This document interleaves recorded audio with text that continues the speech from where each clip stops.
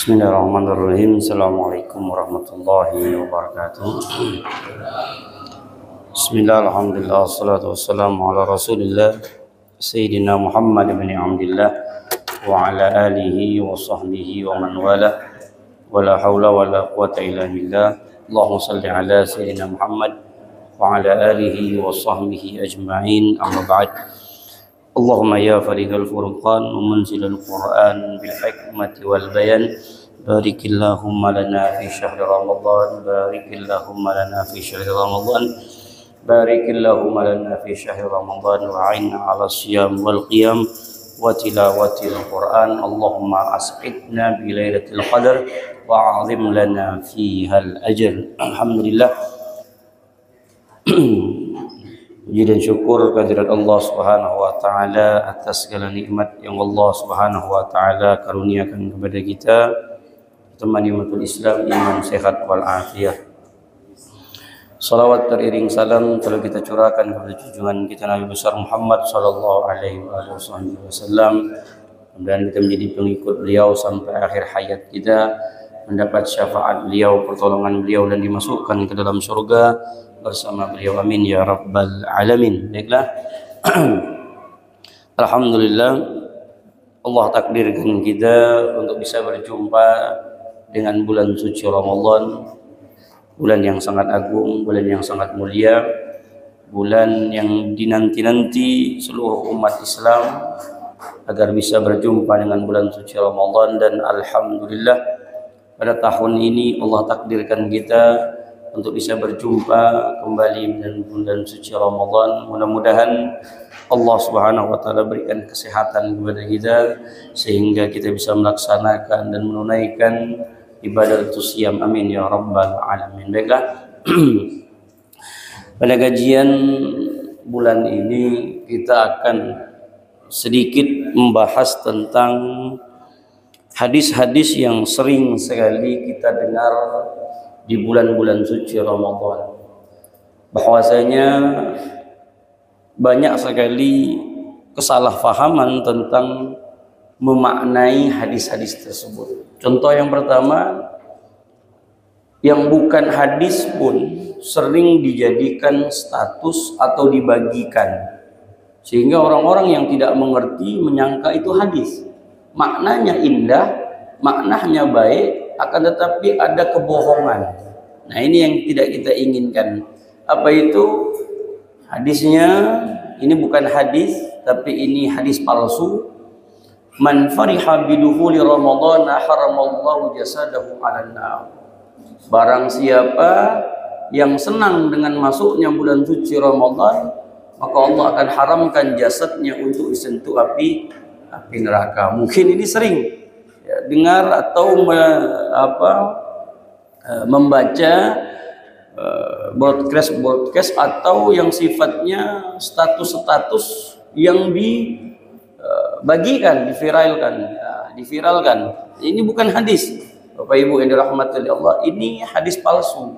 Ini bukan hadis. Maknanya indah, maknanya bagus agar orang itu senang dan gembira dengan bulan suci Ramadan. Tapi tidak boleh juga pembohongan publik, tidak boleh menyandarkan sesuatu di mana Nabi tidak pernah membicarakannya, tidak pernah bersabda, kemudian kita menyematkan nama Nabi, menyandarkan nama Nabi untuk kepentingan kita. Nah, itu tidak diperbolehkan. Nah, itu pertama. Yang kedua, bahwasanya makna daripada ketika Allah firmankan kita untuk berpuasa, ya ayyuhalladzina amanu kutiba alaikumusiyam kama kutiba alal ladzina min qablikum. Ini ayat di mana Allah Subhanahu wa taala memulainya dengan kalimat ya ayyuhalladzina amanu, hai orang-orang yang beriman. Ya, maka Allah gunakan kalimat amanu sebelum Allah memerintahkan sesuatu tadi. Dalam kaidah Al-Quran, apabila Allah Subhanahu wa taala menggunakan kalimat amanu yang ibu bapak baca di dalam Al-Quran, maka perintah itu agak sedikit berat.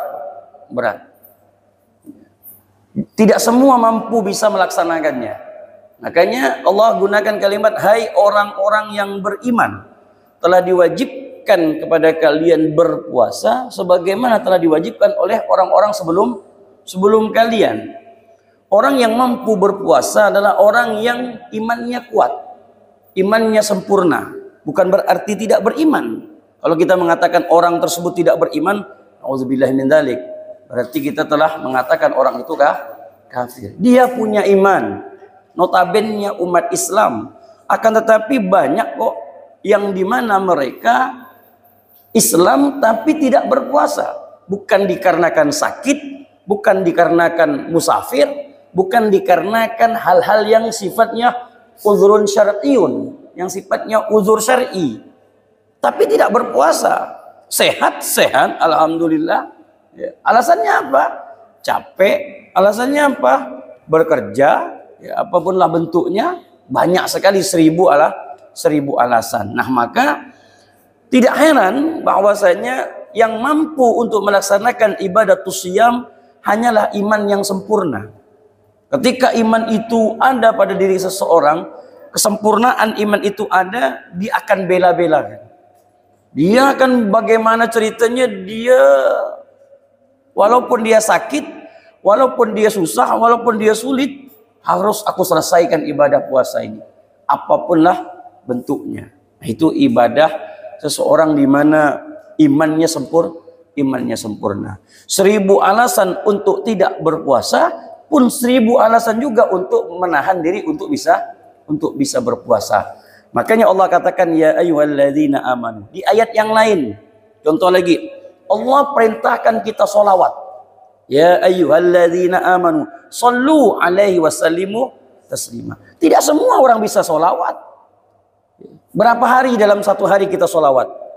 Buktikan saja, tidak usah dijawab, jawab sendiri saja pribadi. Mudah, pahalanya besar, tapi kenapa Allah tidak takdirkan lisan kita untuk sholawat? Mudah. Allahumma salli ala sayyidina Muhammad wa ala sayyidina Muhammad. Diringkas lagi sallallahu ala Muhammad sallallahu ala Muhammad. Pahalanya 10 kebaikan, 10 derajat, 10 penghapusan dosa. Itu satu sholawat. Bagaimana kalau 1000 sholawat? Berarti 1000 kali kebaikan, 1000 kali angkat derajatnya, 1000 kali kesalahan kita dihapus. Mudah, nyaman, enteng. Tapi buktinya tidak semua. Tidak semua. Ya, jujur saja tidak semua. Apapunlah bentuknya, mau dia ustadz kasih apa kayaknya, enggak semua juga bisa mampu untuk bersolawat. Ya, makanya Allah katakan ya ayyuhalladzina amanu. Kalau imannya sempurna, imannya kuat, insya Allah top. Apa saja bentuknya? Ketika Allah perintahkan zakat, tidak semua orang mampu untuk berzakat. Ya, banyak kok, uangnya banyak kok, sudah sampai pada nisabnya, sudah sampai pada holnya, dengan 1000 cara bagaimana dia untuk tidak zakat. Banyak juga, berat. Ya, tidak semua itu mudah. Nah, balik lagi ke pembicaraan kita pada pagi hari ini, puasa. Maka puasa itu berat, iya. Tapi bagi orang yang beriman, tidak akan pernah dia mengatakan sesuatu itu berat. Ya, karena Bapak Ibu, 1 hari Ramadan kita tinggalkan, jika seandainya kita menggantinya 1 tahun full, itu belum bisa menggantikan pahala 1 kali Ramadan yang kita tinggalkan. Ini kita tak puasa nih, kemudian kita ganti 1 tahun full, kita gantinya 1 tahun, puasanya 1 tahun, saumedar 1 tahun full. Untuk mengganti 1 hari tak bisa. Makanya sangat merugi sekali kalau bukan dikarenakan sakit, kalau bukan dikarenakan uzur-uzur. Naudzubillahi min dzalik, jangan sampai hal tersebut kita tinggalkan. Karena haram bagi seseorang yang mampu berpuasa akan tetapi sengaja untuk tidak berpuasa, kelak nanti dalam riwayatul Bukhari, dalam riwayat Imam Bukhari, orang seperti ini nanti mulutnya dibuka oleh Allah Subhanahu wa taala, diperintahkan malaikat untuk dibuka, kemudian mulutnya tersebut dihujamkan dengan api api neraka jahanam. Kenapa? Karena tadi ya, mudah dia untuk berbuka. Tak sakit, tak apa, tapi mudah dia untuk berbuka. Nah, naudzubillahi min dzalik. Maka itu yang pertama, ya, makna daripada di mana Allah Subhanahu wa taala mewajibkan kita untuk berpuasa. Asyamu kama kutiba 'alal ladzina min qablikum. Jangan juga menyangka ibadatus syam ini hanya kita, tidak. Di zaman-zaman terdahulu, nabi-nabi terdahulu pun mereka sudah berpuasa. Jadi bukan hanya untuk Nabi Muhammad sallallahu alaihi wasallam saja. Di zaman Nabi Allah Musa pun sudah berpuasa. Jadi puasa ini dari zaman umat-umat terdahulu. Zaman Nabi Allah Ibrahim, zaman Nabi Musa, mereka sudah berpuasa. Akan tetapi keistimewaan yang Allah berikan kepada kita umat Nabi Muhammad sallallahu alaihi wasallam adalah shaumu Ramadan, yaitu puasa di bulan suci Ramadan. Endingnya apa yang kita inginkan? La'allakum tattaqun, agar kita bertakwa. Nah, maka sebenarnya apabila seseorang tersebut betul-betul menjalankan ibadah puasa, maka predikat takwa itu akan dia dapati. Akan tetapi puasa kita ini puasa yang sekedar menahan lapar dan haus. Makanya puasa itu ada 3 tingkatan, Bapak. 3. Ada namanya puasa awam, ada namanya puasa khos, ada namanya puasa khawasul khawas. Apa itu puasa awam? Puasa awam itu hanya menahan diri dari lapar dan haus. Selesai. Ini budak kecil pun bisa. Ini budak kecil pun bisa. Anak-anak kita ini mampu untuk menahan, hanya sekedar menahan lapar dan ini puasa orang awam. Nah, kita tidak ingin puasa dalam tingkatan yang awam. Kita ingin naik lagi pada tingkatan yang kedua. Apa itu? Khos. Siapa mereka yang puasa khos ini? Khusus ini mereka yang tidak hanya menahan lapar dan haus, tapi dia menjaga seluruh anggota tubuhnya untuk tidak bermaksiat kepada Allah Subhanahu wa taala. Jadi bukan hanya menahan tidak makan dan tidak minum, akan tetapi dia bisa menahan matanya, dia bisa menahan tangannya, dia bisa menahan kakinya untuk tidak bermaksiat kepada Allah Subhanahu wa taala. Karena kita takut masuk dalam hadis Nabi sallallahu alaihi wasallam, kam min shaimin laisa lahu min siyamihi illa al-ju' wal attas. Berapa banyak orang yang berpuasa akan tetapi yang didapatinya hanya lapar dan haus. Kenapa?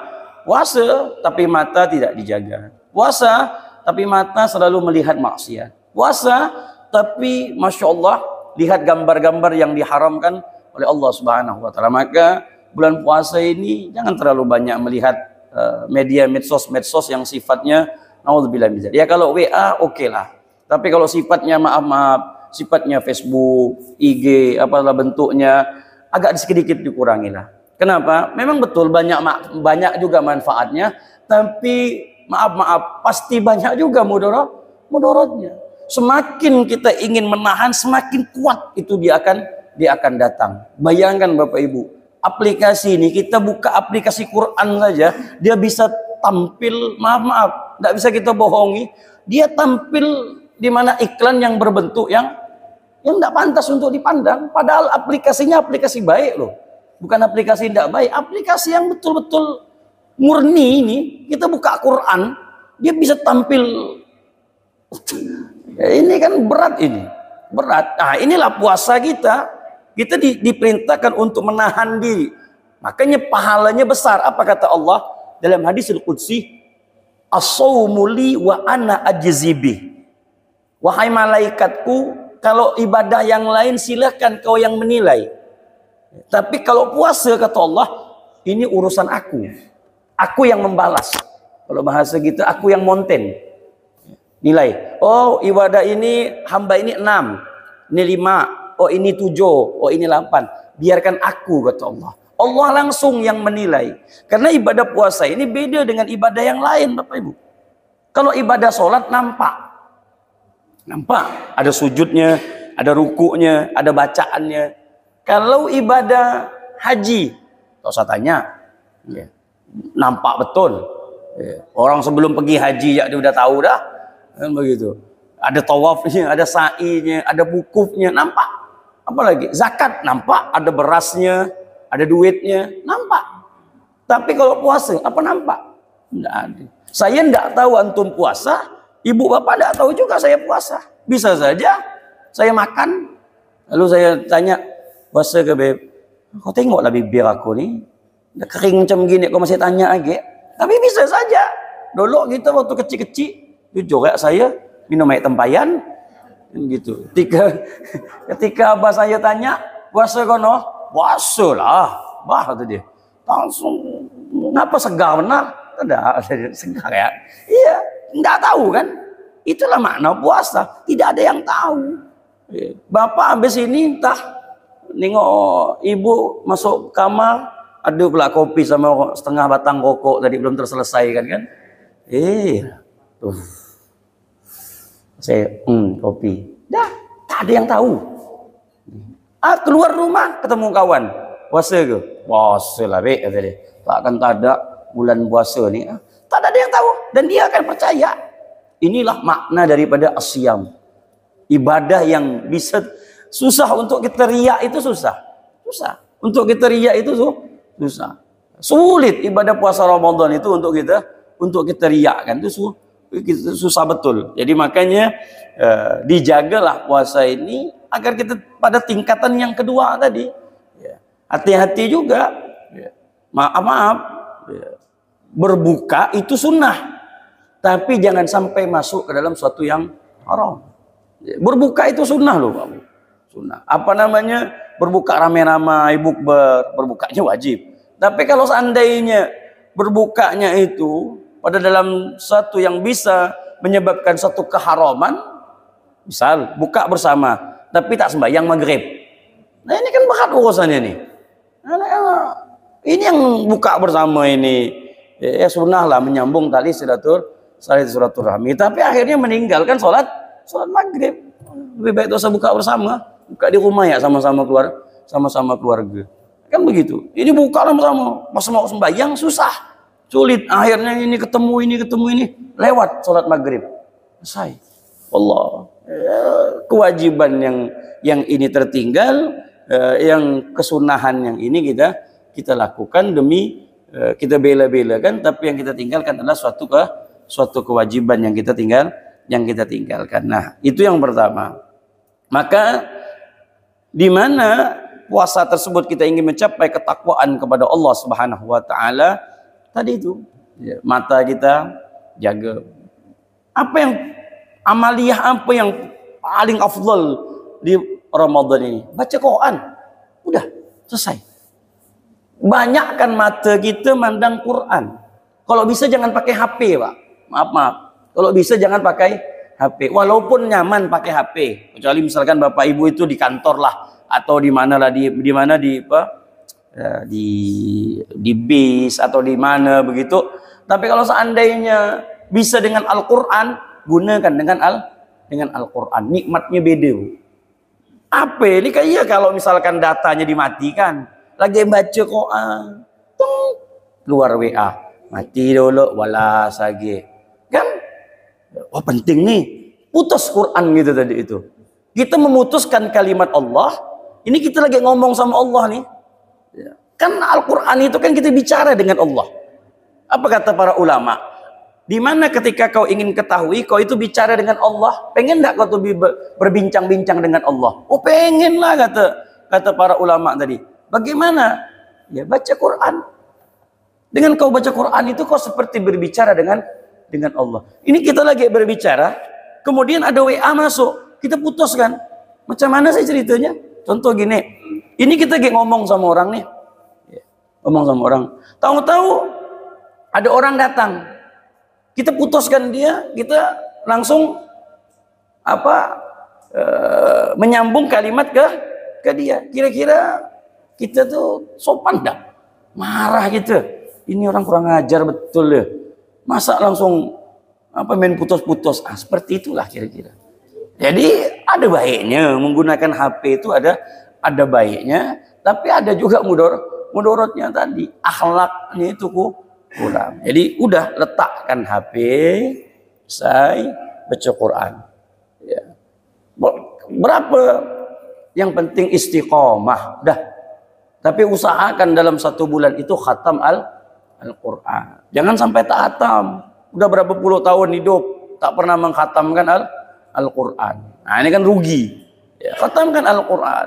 Kalau 1 harinya itu satu juz, insya Allah selesai. Bagaimana caranya? Gampang. Setiap habis sholat baca saja 2 lembar. Udah selesai. Maghrib nanti habis isya tambahlah 3 lembar. Kan dia 9. Ya. Ini apa namanya? 2. Bisa lebih nanti. Ya. Tambahkanlah nanti maghrib habis isya itu, habis tarawih itu agak banyak sedikit lah. Biar sebelum tanggal 30 sudah selesai. Bukan apa kalau udah mepet-mepet tanggal 30 ini biasanya berat. Gitu. Banyak hal nak lebaran. Ya kan begitu. Ya, usahakan tanggal 27 itu sudah selesai. Karena kalau udah masuk 28, 29, nah ini berat ini. Ini berat ini. Ini tak mudah ini. Terutama kita orang Indonesia. Kalau tempat saya belajar sih semakin dia ditarim itu semakin mau habis Ramadan itu dari tanggal 20 itu Ibu, masjid itu subhanallah tak pernah yang namanya kosong. Ya, tak pernah. Dari tanggal 20 itu membeludak macam kita awal Ramadan. Itu tempat saya belajar. Makanya kalau saya waktu di sana belajar itu, saya sehari itu sholat 100 rakaat. Lagak benar Habib nih. Iya, karena lingkungan. Kalau sekarang tahu saya tanya. Itu setiap harinya itu 100. Saya pindah-pindah dari sini. Tempat saya belajar itu 2 juz tarawihnya. Sama Habib Umar itu 2 juz sama guru saya. Setelah selesai 2 juz, saya pindah lagi ke masjid. Sholat lagi tarawih 20 sampai 5 masjid. Nanti saya pulang ke pondok pesantren itu jam 2:30. 2:30 saya pulang, sahur, habis itu sholat witir lagi 1 juz. Nah, sholat witir menyelesaikan. Tadi kan 3, ditambah lagi 8 1 juz. Itu setiap 1 bulan itu. Wah itu. Jadi kalau saya tanya kalau ibadah di tempat saya, semakin udah dekat mau akhir Ramadan itu semakin membludak itu. Nah, terbalik gitu. Semakin kuat Ramadan habis, semakin enggak masjid kosong. Kan begitu. Habis masjid ini. Lalu tengok ya masjid. Kalau ada tanggal 20, 23 lama. Kau bisa dihitung lah udah. Makin hitung pakai jari ya lah. Kalau sekarang sih memang ada mang tenda tuh depan tuh. Tak lama tenda tuh lepas dah tuh. Tengok ya nanti tuh. Saya tengok sih tak lama tenda tuh. Kalau 5 hari ini masih lah kuat. Tanggal 10 nih kalau bukan anak lah. Kalau nyewa sih tetap lepas tuh. Tapi kalau punya sendiri sih insya Allah tak ada. Tapi kalau nyewa gila 10 hari dah ni. Bagus aku balik kan lah, tak ada agak guna kata dia. Cuma untuk parkirannya bagus tak usah lah kata. Tapi terakhir di mana habis ini pertanyaan di mana Nabi SAW sering hadis yang kita dengar di sini dikatakan saya ambil dari kitab Maqasidus Shaum. Ini ditulis oleh Al-Izz Ibn Abdus Salam, Sultanul Ulama, pemimpinnya para ulama. Li shaumi fawaidun. Ya, dikatakan bagi orang yang berpuasa itu banyak sekali faedahnya. Pertama, raf'ud darajat. Allah akan angkat derajatnya. Wa takfirul khatiyat. Allah akan hapuskan dosanya. Wa kasrul syahwat, menghancurkan daripada hawa nafsu kita. Keinginan kita mampu, tidak ada yang bisa melarang kita, tapi subhanallah kita sendiri yang tidak mau. Kita bisa makan, siapa yang mau melarang kita? Kita bisa minum, siapa yang mau melarang? Tapi subhanallah hal itu tak bisa kita lakukan dan tak mau. Dan tidak ada yang mandang loh. Nah, itulah ketauhidan kita kepada Allah. Ibu bapak buka kulkas, tak ada yang mandang, tapi pastikan insya Allah kita tak berani. Walaupun itu milik kita sendiri. Tapi disitulah ketauhidan kita kepada Allah Subhanahu wa taala, kejujuran kita. Di mana kita tidak mau membohongi diri sendiri. Tidak mau. Tidak pengen kita membohongi diri. Itulah kehebatan daripada puasa. Makanya shaum Ramadan ini, puasa Ramadan ini, syahrul Ramadan, bulan puasa ini bulan tarbiyah, bulan pendidikan kita. Dididik kita selama dalam 1 bulan ini, madrasah, sekolah kita selama 1 bulan ini, menahan hawa nafsu, Ketika kita diganggu orang, kita tak mau melawan. Ketika kita dicaci, dimaki, apa semuanya, Rasulullah katakan, "Falyaqul inni shaim." Katakan kepada dia, aku ni agak puasa. Tunggu nanti aku buka ya. Tak ada agak. Sama maksudnya, ketika hal tersebut terjadi kepada kita, subhanallah, sama sekali kita tidak ingin melawan orang tadi. Karena menahan hawa nafsu. Kemudian, wa syukru alimil khafiyat wal inzijar an khawatiril ma'asi wal mukhalafat.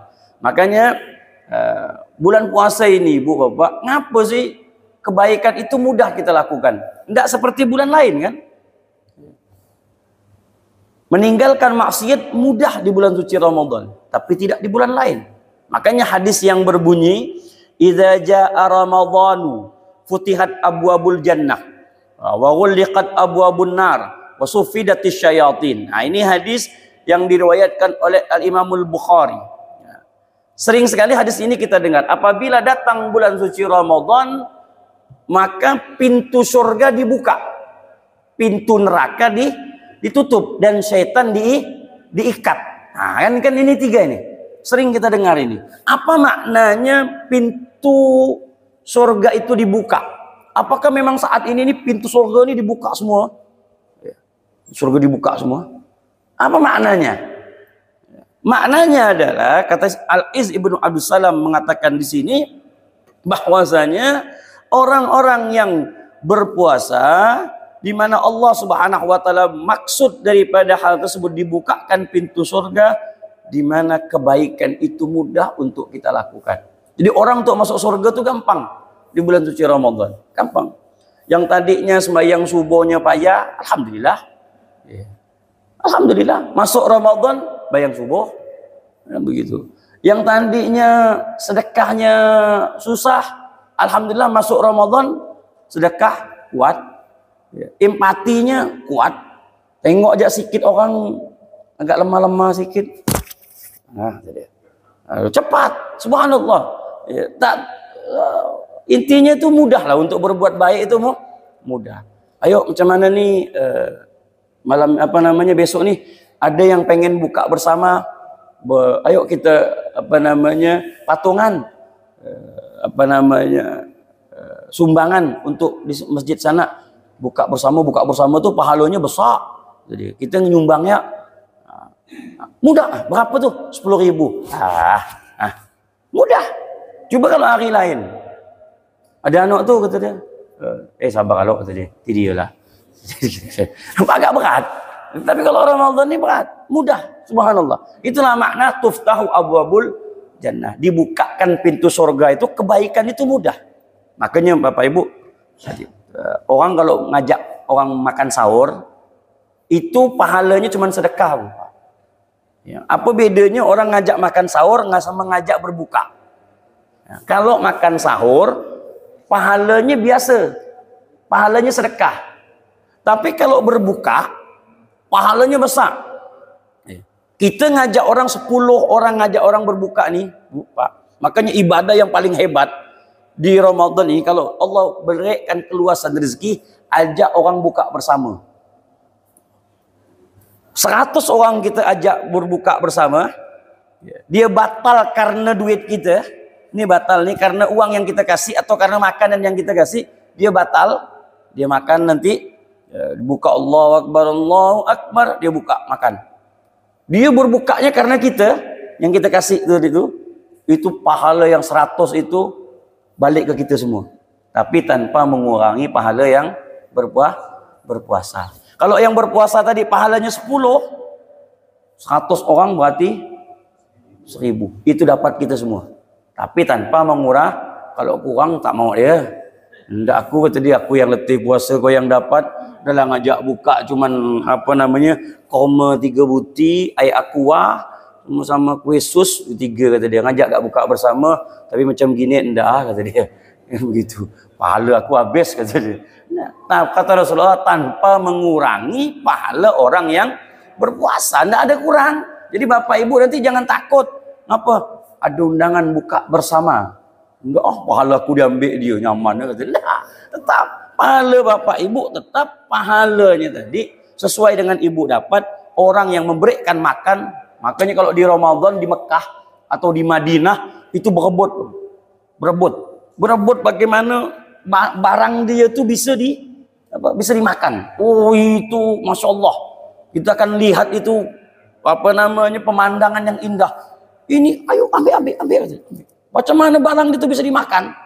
Kenapa? Pahalanya besar betul pahalanya. Jadi kalau Allah berikan keluasan rezeki, ajaklah, paling tidak ajak keluarga ya lah, keluarga dekat, entah itu keponakan, sepupu, ajak, ayo makan malam ini, hari ini buka di rumah saya ya. Nah, udah paling tidak situ lah. Nah, itu pahala yang paling, tapi tidak sahur. Kalau sahur tidak, sahur itu cuma sedekah makan ya. Kenapa? Karena kalau kita ngasih makan sahur belum tentu dia puasa, kan tak tahu. Kan gitu. Saya nih, bapak nih, saya ajak ibu makan, bapak nih puasa nih. Ayo sahur di rumah saya. Sahur lah, ramai orang. Ada 100 orang sahur. Apa sampai puasa dia? Mana saya tahu. Kan gitu. Entah siang dia batal ke entah makan ya. Jadi puasa kan nanti urusan lain. Gitu. Ya udah.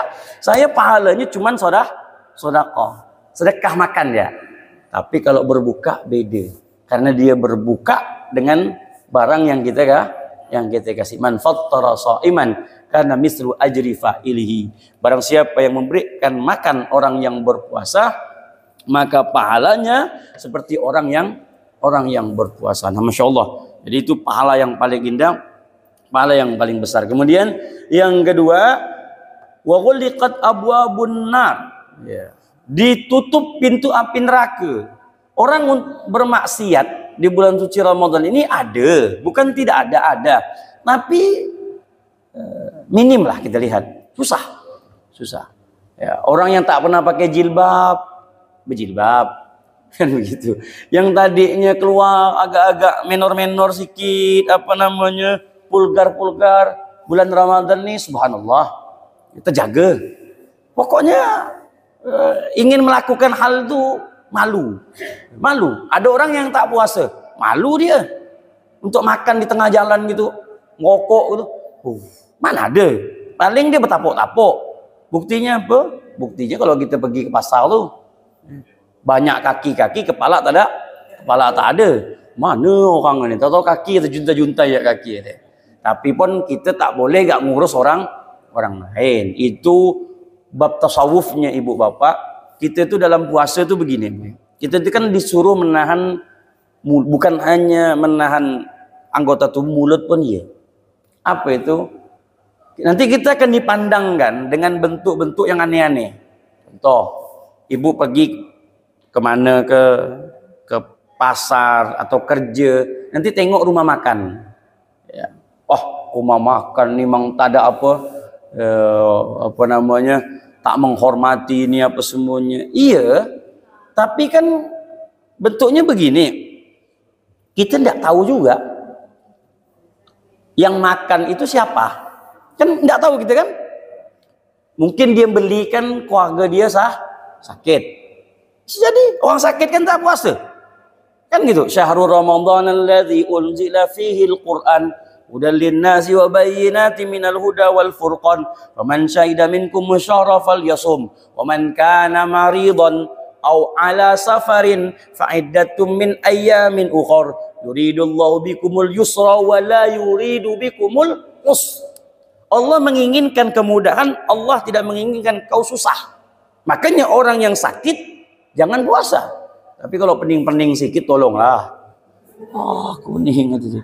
Ngapa kau pening nih? Sakit ke? Tak ada, aku nak buka ya lah. Ngapa sakit ke? Dah lebaran dah dekat dah, duit tak ada kata dia. Bini aku malah nak minta terus katanya. Ini bukan sakit itu. Kan gitu. Oh, udah sakit tuh udah terkapar. Apa sakitnya itu? Kalau misalkan sakitnya itu bisa menyebabkan kematian, kemudian apalagi atau tertundanya kesembuhan, dia boleh tidak puasa. Jangan puasa, bahaya.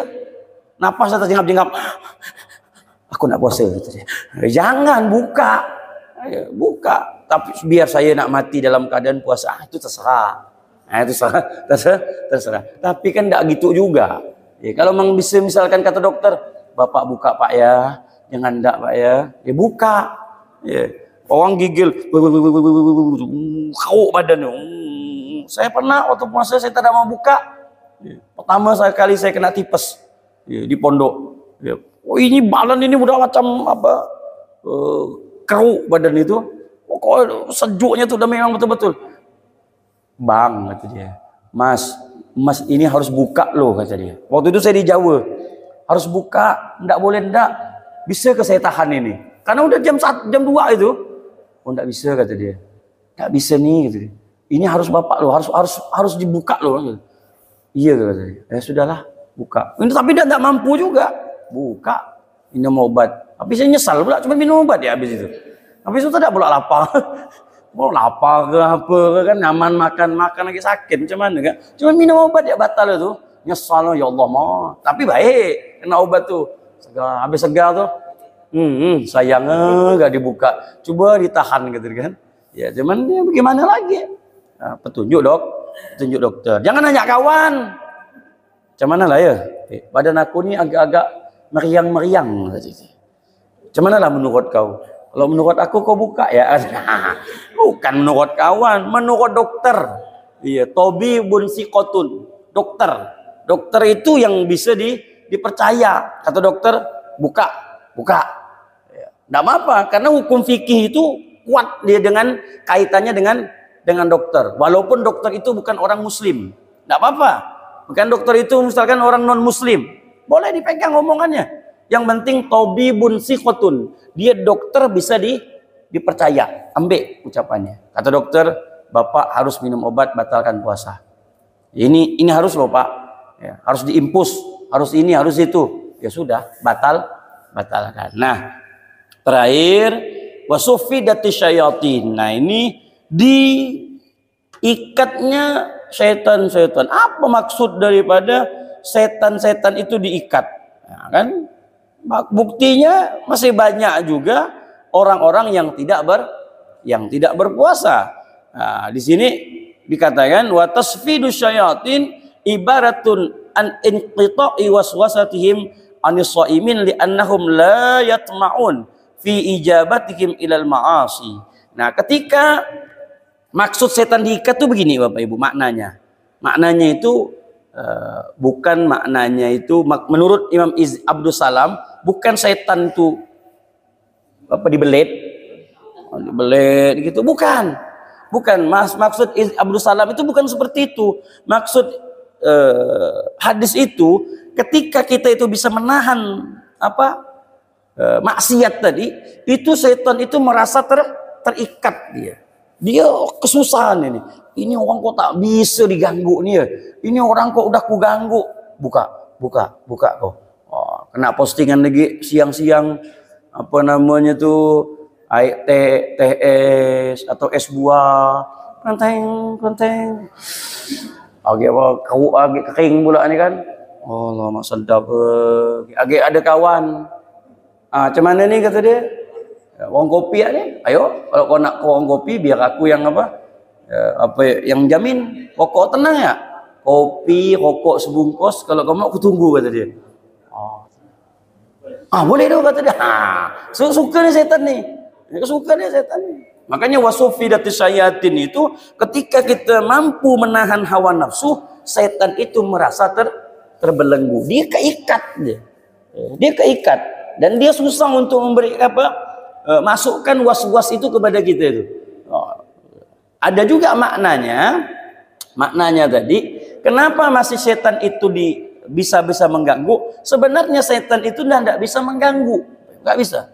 Tapi dikarenakan banyaknya maksiat yang kita lakukan selama 11 bulan, ini 11 bulan nih, kemarin Ramadan kemarin, masuk lagi Ramadan ini, 11 bulan kita itu bermaksiat tanpa ada taubat, tanpa ada yang namanya istighfar, tanpa ada yang namanya kita kembali kepada Allah. Masuk bulan suci Ramadan, posisi kita dalam keadaan tidak siap.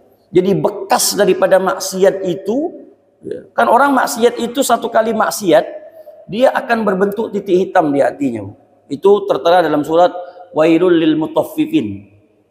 Kalla bal rana ala qulubihim ma kanu yaksibun. Setiap dosa satu kali kita lakukan, maka dia akan berbentuk satu titik hitam, nuqtatu sauda di hati. Tidak dihilangkan, maksiat lagi, nempel lagi. Hendak lagi kita istighfar, nempel selama 11 bulan tak pernah kembali sama Allah. Maksiat terus, nempel, hitamlah benda tadi. Masuk bulan suci Ramadan, posisi dalam keadaan tidak siap. Tidak siap. Makanya orang-orang dahulu itu puasanya 3 bulan. Rajab, Sya'ban, Ramadan. Jadi bulan Ramadan itu bulan tenang, bulan panen. Jadi Rajab bulan menanam, Sya'ban bulan nyiram, pupuk, Ramadan bulan panen. Ini ndak. Kalau kata orang Pontianak ini hari ribut, hari berangkut. Dia kepengennya bulan itu dia nanam, bulan itu dia nyiram, bulan itu juga dia panen. Nah, inilah kita dah ni. Mana bisa dapat kualitas Ramadan yang kita inginkan. Jadi dari bulan Rajab itu mereka sudah siap.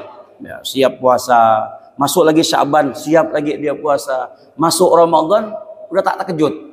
Orang ini kan terkejut nih perut nih. Allah, tak makan pagi nih. Mati aku. Dia tadi malam aja dia udah pening dah tuh.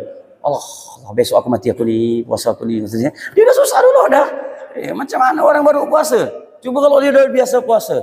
Masuk bulan Ramadan, apa yang nak dipuasa? Nah, tenang ya. Udah biasa dah puasa dah. Kan begitu. Mau diajak kerja pun, oke. Ayo, udah orang sudah biasa. Coba kalau belum biasa. Ini berarti Pak nih belum puasa nih. Dia takut dulu dah nih. Dia takut ini kambuh lah apa semua lah, tak ada. Ya, tak ada ceritanya orang puasa itu sakit, tak ada, tak mungkin.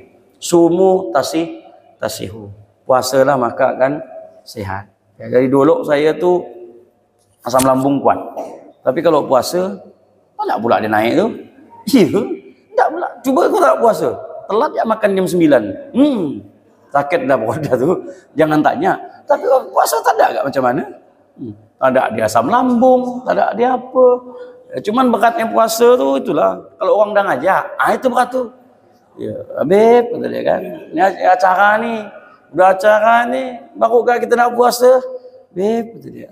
Ni saya masak ni beb, nyomon kata dia. Tak dimakan. Cuman sian lah orang. Kan begitu. Jadi, ayolah makanlah. Makan. Kita mungkin pula saya puasa. Oh, laga benar.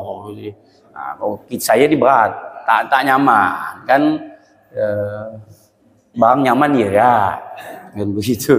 Jadi salah. Ambil puasa nanti lah. Kita itu berat itu. Jadi kalau yang masih bisa, apalagi yang masih ada banyak meninggalkan puasa-puasa di zaman-zaman dahulu, kesempatan untuk memperbanyak puasa. Wallahu a'lam bishawab. Ini makna daripada hadis-hadis Nabi sallallahu alaihi wasallam yang sering kita dengar. Wallahu a'lam bishawab. Silakan kalau ada yang tanya. Terus agak lama-lama ini puasa ni tak ada air. Ya gitu ya. Jadi paskan syuruk 0601 kita selesai lah ya. Lama-lama tekak saya sakit nanti. Sila. Assalamualaikum. Banyak orang-orang yang salah dalam memahami hadis sehingga hadis palsu bisa dibuat hadis yang benar atau pakai. Saya tanyakan bagaimana sih prinsip-prinsip yang dimahami dalam satu hadis sehingga kita tuh tahu dalam metodologi pemikiran kita. Itu pertama. Yang kedua, apa saja sih prinsip yang harus dipahami agar sanad hadis tersebut bisa dikatakan sahih. Sedangkan hadis ini kan berjalan dari sahabat Nabi terus ke tabi'in dan selanjutnya. Dari mulut ke mulut, dari mulut bisa tambah mulut, dari tambah mulut kalau bisa beda. Itu bagaimana cara memahami sanad? Mohon pandangan bahasanya, wabillahi taufiq wal hidayah wa Salam. Iya, ada namanya kerangka hadis yang dipahami oleh para ulama kita, yang dibuat oleh perintah daripada Imam Abdul Aziz memerintahkan kepada Syihabuddin Ar-Ramah Hurmuzi. Jadi nama ilmunya mustalahul hadis.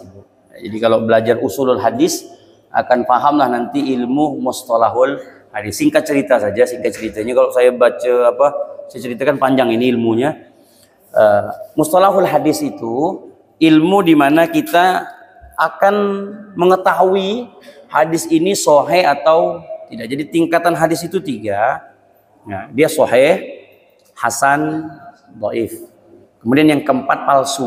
Nah, dari 3 hadis ini nanti hadis dhaif ini banyak, Pak. Hadis ini banyak. Nanti pecahan daripada lemah ini nanti, Pak, banyak. Hadis sahih itu punya syarat. Pertama ittisalus sanad, kemudian adalatul rawi, kemudian dhabtur rawi, kemudian khuluhu minas syuzud, khuluhu minal illah. Jadi hadis itu bisa dikatakan sahih apabila yang pertama ittisalus sanad. Dia sanadnya harus nyambung. Dari periwayat sampai ke atas dia nyambung. Ittisalus sanad. Ya, sanadnya nyambung. Kemudian adalatul rawi. Jadi yang perorangan itu dicek, orang per orang itu sama sekali udul, tidak pernah berbohong selama hidupnya. Tak boleh bohong. Sikit pun tak boleh. Apabila dia pernah berbohong, jatuh dia punya hadis. Makanya udulnya, adilnya orang periwayat hadis itu berat. Berat betul. Kalau dia pernah berbohong, contoh misalkan, dia miara kambing nih. Tapi dia malas untuk mendatangkan kambing dia tuh. Dia ambil serban dia, kebetulan serban dia warna hijau misalkan. Diginikan ya. Kambing nyangka ini rumput kan. Datanglah kambing tuh. Ini jatuh Pak hadisnya. Jatuh.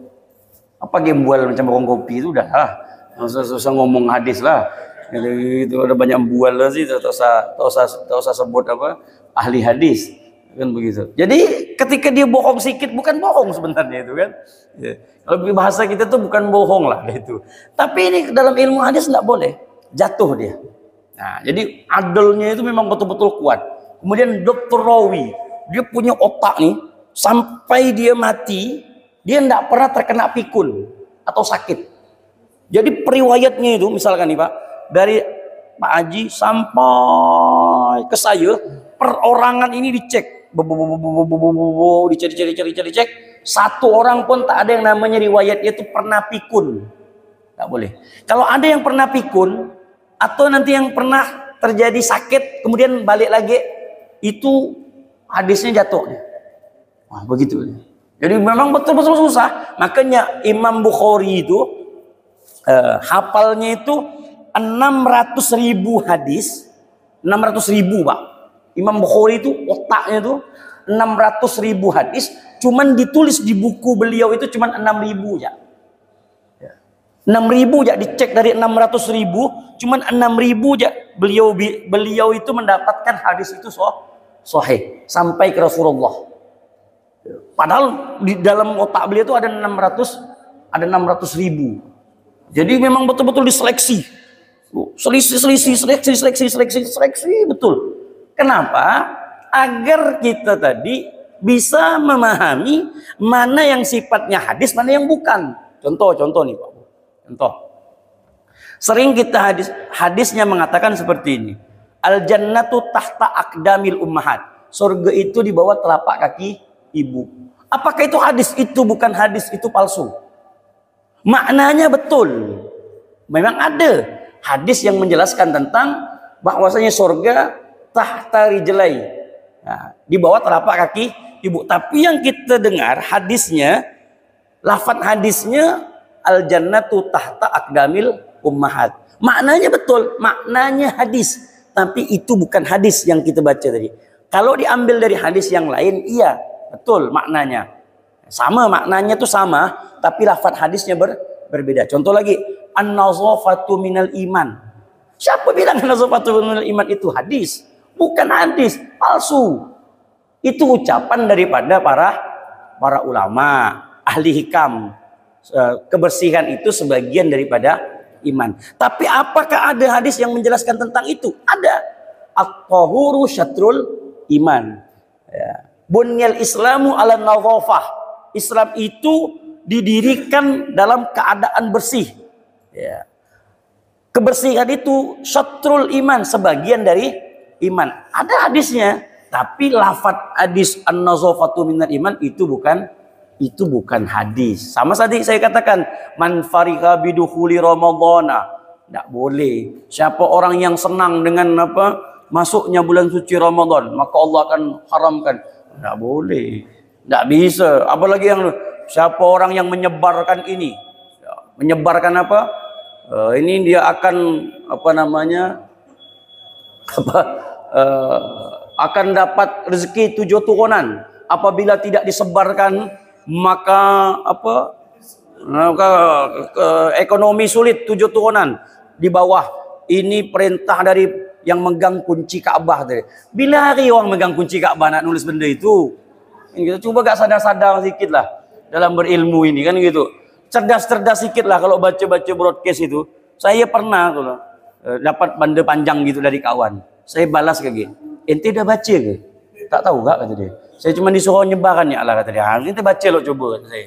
Ya, saya marah kadang kalau di grup. Di grup ini anak santri semua. Santri semua. Ngirim macam benda begitu. Saya bilang, maaf, afwan kata saya. Ente ini macam tak belajar pula kata saya. Cuba betul-betul sedikit. Kita ini belajar di mana kita harus tahu mata rantai tadi, Pak.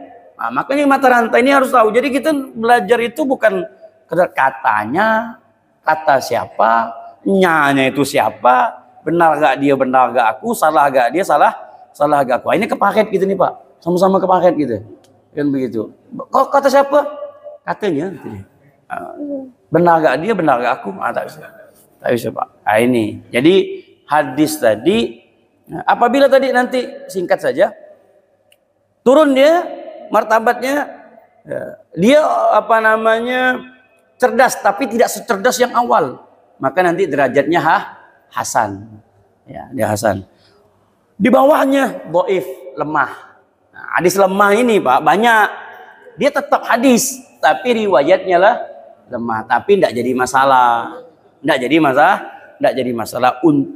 tapi bukan digunakan untuk memutuskan suatu perkara yang halal dan haram, bukan untuk hukum dan juga bukan untuk tauhid, bukan. Tapi dia untuk fadailul a'mal. Contoh nih. Banyak fadailul amal gini, Pak. Kalau Bapak mau lihat itu dalam kitab Tanqihul Qaul, itu banyak. Banyak itu, Pak. Ya, itu hadis, bukan sekedar tulisan biasa, itu hadis. Cuman banyak riwayat sanad yang lemah sanadnya itu. Contoh gini, barang siapa yang mendengar azan, mungkin Bapak Ibu pernah melihat, Bapak lah biasanya memandang ada orang asyhadu anna Muhammadar Rasul, dia gini, ya, itu hadis, ya. Cuman itu hadis lemah. Manik tahala bimi Muhammad lam yusib hurromat.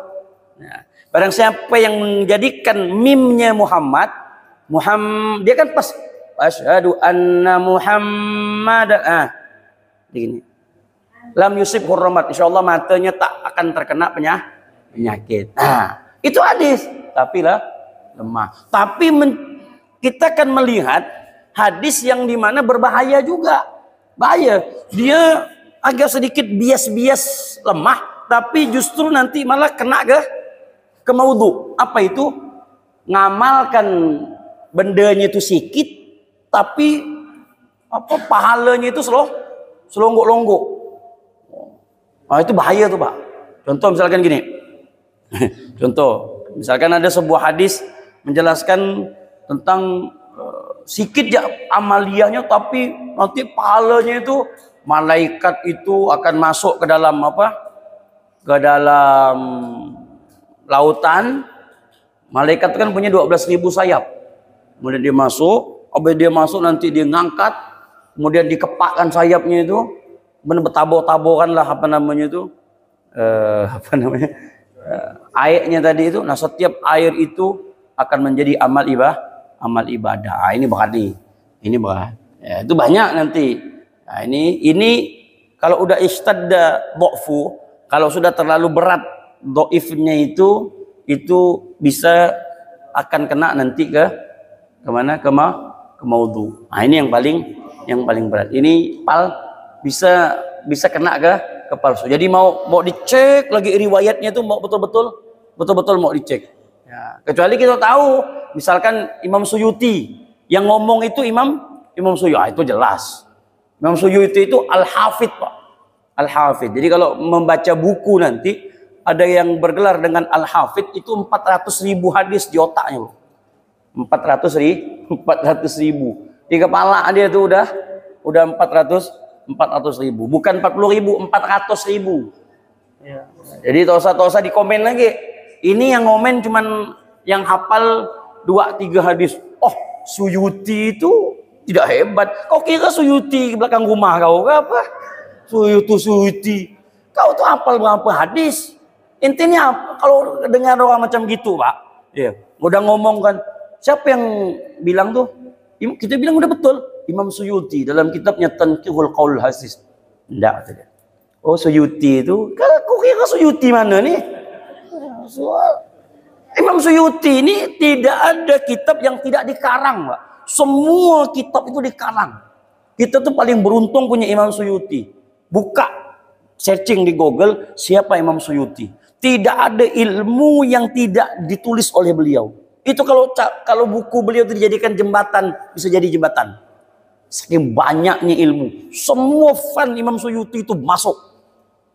Hebat. Apalannya hebat, 400.000. Ini yang ngomen berapa butik kau ni apal hadis? Tak banyak sih katanya, 10 ya. Kau bilang itu. 10 hadis nak ngomen 400.000. Ini kan bukan apple to apple lagi, ini bukan. Ini buah rambutan busuk sama durian musangking. Di mana bapak dikasih musangking sama durian rambutan busuk nih. Mana kita pilih nih? Kan ada bapak tebak kan begini nih kan begitu. Udahlah Imam Suyuti ini memberikan hadis ini loh, kita ini punya satu amaliyah agar kita kita ini kan orang ini kan kalau dikasih kau baca ini nih, nanti kalau kau baca ini paling aku semangat nah gitu. Wallahu alam. Lebih 5 menit kita dah. Wallahu alam bisawab. Subhanakallah. Udah ini panjang cerita nih. Subhanakallahumma. Abang mau nanya kah? Allah. Ayo. Hasilnya. Kan kalau kita berkumur-kumur di dalam wudu itu kan sunnah. Kalau di bulan puasa ini kan makruh. Kalau jadi mana yang kita pilih deh? Terus juga kan kalau kita berkumur ini kan dosa-dosa katakanlah buruk yang kita bicarakan itu kan keluar. Tetapi di dalam bulan puasa ini kita dimakruhkan. Mana yang kita pilih deh? Mau dijelasin. Nah, yang terakhir ini Pak, saya ini orang Melayu suka ngander sebabnya. Begitu. Yang pertama, amrun syari'un. Kumur-kumur itu tak boleh ditinggalkan, Pak. Ingat, kumur-kumur itu tidak boleh ditinggalkan. Kenapa? Karena itu tasyri', karena itu syariat. Jadi jangan pernah berpikir nanti ketika kita puasa nih, aku langsung muka ya lah. Lalu kita meninggalkan sunnah. Tidak boleh. Tetap kita kumur-kumur, tetap kita hidung. Itu sunnah. Lalu nanti bagaimana?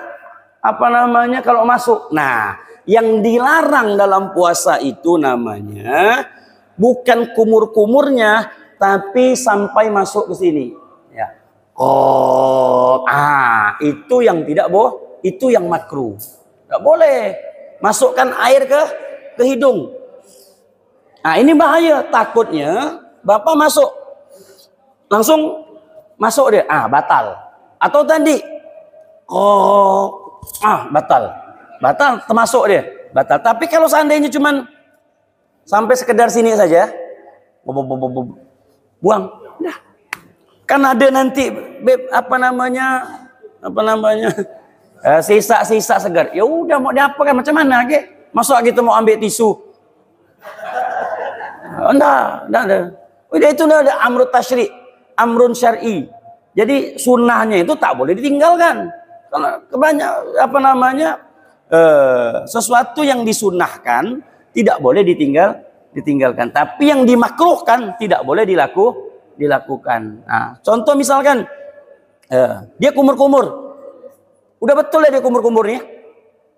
Kemudian ada yang nepuk dia dari belakang misalkan. Oh, minum. Tak apa-apa. Tak batal itu. Tapi jangan disuruh. Nanti kau tepuk aku ya belakangnya, kata dia kan. Enggak apa-apa.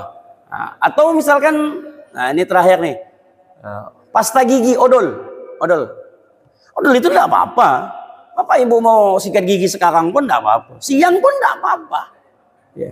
Tapi yang berbahaya itu partikelnya itu loh. Ya, partikelnya itu apa namanya itu? Ya, itu yang agak sedikit berbahaya. Tapi kalau seandainya bisa menjaga, gosok. Tuh, gitu. Kemudian bisa ada segar-segarnya, enggak apa-apa. Enggak apa-apa. Cuman makruh. Makanya kata Nabi Muhammad, la khulufu famis shaim atyabu indallahi min rihil misik. Baunya mulut orang berpuasa itu lebih wangi daripada minyak kasturi. Wangi, tapi jangan dimain-mainkan.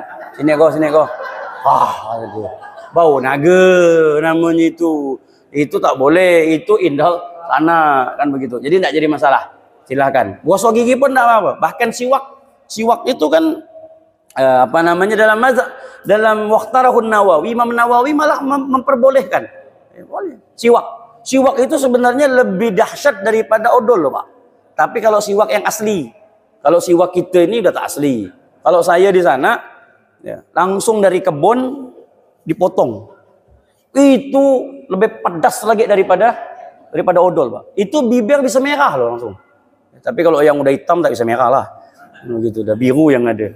Itu betul. Jadi memang betul-betul ketika dia dipatahkan gitu, itu dia punya apa? Rasa itu, ya Allah, Mak. Lebih segar daripada odol. Begini kan kalau siwak-siwak kita sini, dah siwak apa dah? Udah tua dah, bukan tua gitu dah, dia udah layu dah dia dah. Udah berapa tahun dah benda itu dibungkus dalam apa? Dalam plastik. Kalau aslinya, wah segar. Itu enggak apa-apa. Enggak jadi masalah. Nah, kira-kira seperti itu. Jadi silakan berkumur-kumur, tapi yang dilarang sampai ke hulkum. Sini, huruf kho. Tak boleh. Tak boleh. Hati-hati makruh. Wallahu a'lam subhanakallahumma wa bihamdika asyhadu an la ilaha illa anta astaghfiruka wa atubu ilaik. Alhamdulillahirabbil alamin. Assalamualaikum warahmatullahi wabarakatuh.